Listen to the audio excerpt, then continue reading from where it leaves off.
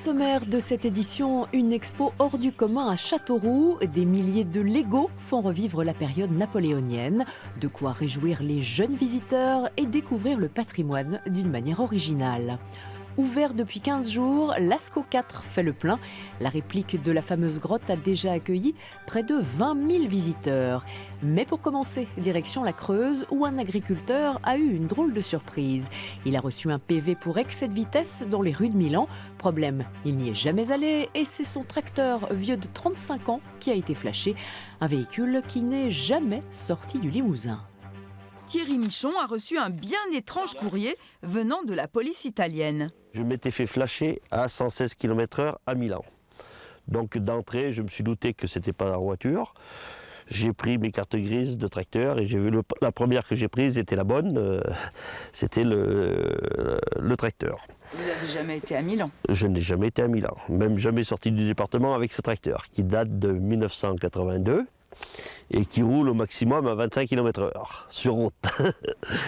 Voici le fameux tracteur en pleine action, à fond les ballons sur la route de Saint-Frion en Creuse, incontestablement un bolide.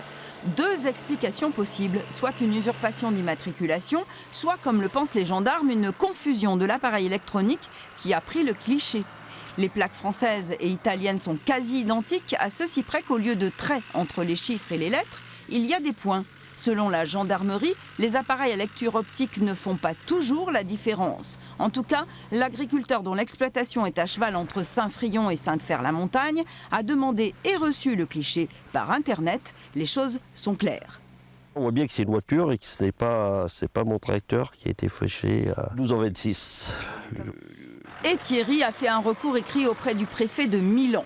En 2011, un autre agriculteur creusois de Gouzougna avait lui reçu 3 PV successifs pour son tracteur soi-disant mal stationné à Paris. Bien entendu, le véhicule agricole n'avait jamais quitté la Creuse non plus. Il s'agissait là d'une usurpation d'immatriculation. Depuis son ouverture le 15 décembre dernier, Lascaux 4 ne désemplit pas. La réplique de la grotte préhistorique attire des milliers de visiteurs en Dordogne, 20% de plus que prévu. Conséquence, des dizaines de personnes sont refusées chaque jour. Par vague, les visiteurs pénètrent dans le nouvel écrin de Lascaux. Toutes les 6 minutes, un nouveau groupe se prépare à pénétrer dans la grotte. Lascaux 4 est victime de son succès. À la caisse, bien heureux sont les touristes qui obtiennent des billets pour le jour même. Nous avons de la chance. On s'est dit qu'il faisait pas beau, donc du coup on allait venir aujourd'hui. Peut-être qu'il y aurait eu moins de monde. Hier on était complet à 10h15, c'est vrai. Donc on essaye toujours d'arriver tôt. Mais là aujourd'hui on a encore des places à partir de 15h, pas mal encore. Aujourd'hui c'est mieux. Mais une heure plus tard, le site est déjà complet pour la journée. Depuis le début de la semaine, 200 personnes sont refusées quotidiennement. On fait 1900 visiteurs à peu près par jour. On n'avait pas basé aussi fort au départ. Mais bon, écoutez, on est tous très heureux de ce succès. Les équipes pour le travail qu'elles ont réalisé pour accueillir ces visiteurs. Et puis nous, parce que finalement, ça nous donne beaucoup d'ambition pour l'année qui arrive. Pour les plus chanceux, c'est l'heure de la visite. Certes, toujours sans ascenseur, hors service, mais avec le sentiment d'être un peu privilégié. C'est une chance de venir aussi rapidement faire la visite de Lascaux 4. On est venu pour les enfants, pour avoir une nouvelle expérience aussi peut-être numérique, digitale. Enfin, c'est une autre façon a priori de visiter Lascaux. En 15 jours seulement, 18 000 personnes ont déjà admiré le Grand Auroch et la salle des taureaux, soit 20% de plus que les prévisions.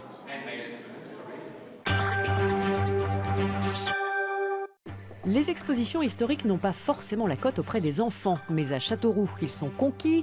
La période de l'Empire est reconstituée avec des Legos, tableaux, objets et monuments. Le patrimoine est revisité en milliers de petites briques. Napoléon lui-même n'en reviendrait pas.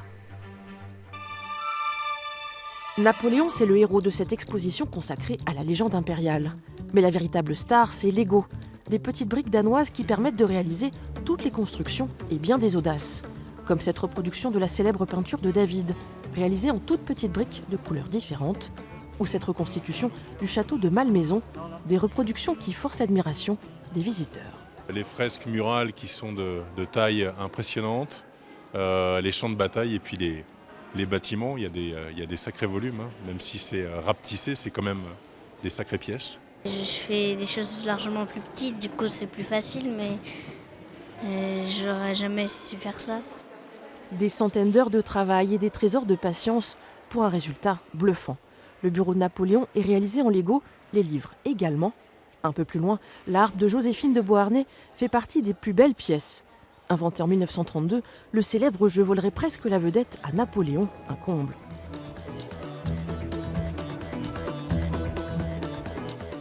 En 2 semaines, 9000 visiteurs sont venus à Châteauroux pour contempler tableaux et monuments en miniature. Ce groupe de jeunes Lyonnais s'est arrêté par hasard. Lego, c'est toute leur enfance. Le nombre d'heures qu'ils ont pu passer sur certaines constructions, comme par exemple la serre qui est derrière là-bas, elle est magnifique. Honnêtement, très grand respect pour les personnes qui ont fait ça, parce que ça représente un boulot dingue, quoi.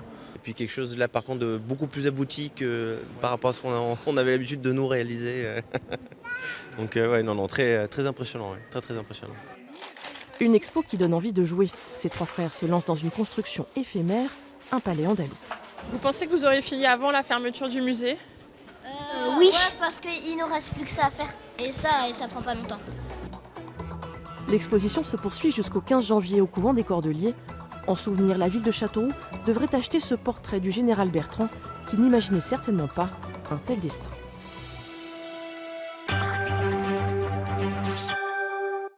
Santé, bonheur et argent, en ce début d'année, c'est la période des vœux.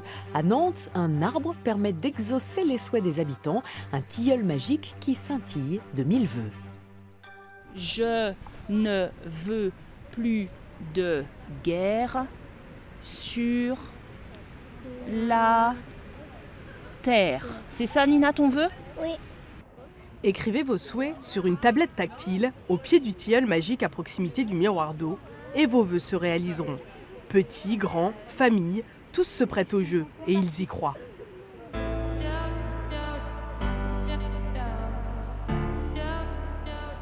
Faire du théâtre, on va monter une compagnie à Nantes. On est comédiens et du coup on a trop envie de vivre ici.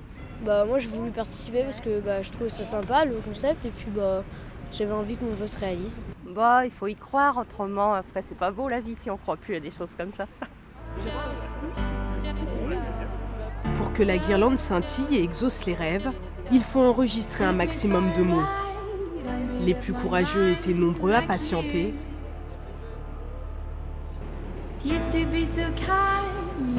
Une preuve qu'il n'y a pas d'âge pour rêver.